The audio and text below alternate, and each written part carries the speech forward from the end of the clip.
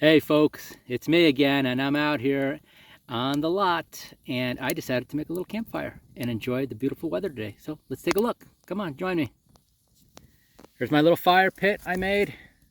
Looks like Stonehenge. Beautiful rocks. Absolutely love these rocks. And as I look at this pile of rocks here, and just that right there, which is about a half a meter high right there or so, that pile of rocks right there might be half a wall in itself right there. There's another pile right over here behind this cactus. So that all those rocks there, plus the little bit of rocks that's over there, that might be one wall, like the facade of the house alone. And then there's that pile right there. That's probably a second wall. So yeah, I don't foresee having to buy that much materials for the walls of the home. Tiny home, okay? What did I say? Maybe like 260 to 300 feet or so. It's a beautiful grayish day, overcast. I love the contrast of the clouds. If many of you, or for those of you have watched my videos before, I love the contrast of the blue-gray mountains. They match the denim color of the stones. It's really beautiful. Let me gather my thoughts here, okay? Be right back. Okay, so for my tiny home enthusiasts, who loves a fireplace? Yes, we all have efficiency in mind. We know that wood stoves and maybe propane stoves are very efficient. That's great. I love it.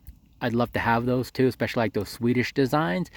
But there's something primordial, is that a word? Primitive about a fireplace.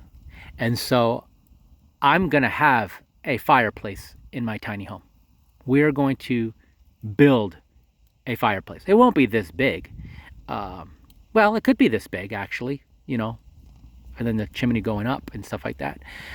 It could be, but I don't think so, because a tiny home and this would like really eat a lot of space up. But it would be probably, I would say, at least half the size of this, so we could have a little fire in there.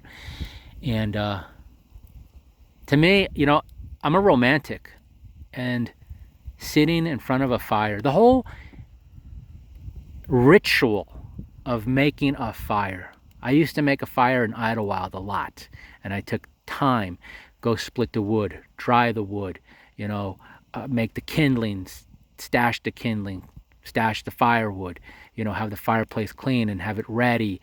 I used to even practice making fire with just flint. No, pardon me, yeah, flint. A flint.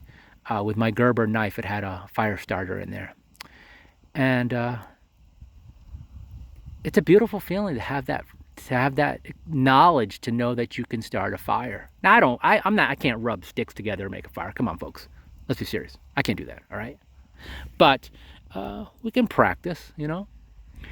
But for the tiny home enthusiasts, what is one of the favorite things in your tiny home that you have? For me, it's that view. Now, I don't have a home yet, but the tiny home is going to be in this area right here.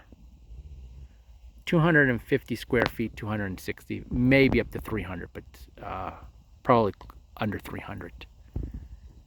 Come on, folks. I want to hear what your favorite thing about your tiny home is. I'll name two things that are really important to me. One is a bed on the ground floor, okay? I know a lot of people love the lofts. They're using space more efficiently, but I'm 55 years old. I don't feel like jumping and climbing up onto a loft and all that stuff. I want my bed down below. So I'm going to have a full-size bed or a queen-size bed, because I have to take into my consideration my wife too. Okay, so a queen-size bed, and a fireplace. You know, fireplace and a bed. Oh, and a bathtub. You know, I don't know about you guys, but a tiny home is meant to be shared. It's meant to be shared and to have moments, romantic, poetic moments. To me, that's the whole thing about a tiny home. All right, folks, I want to hear it back from you. What do you got to say? Share.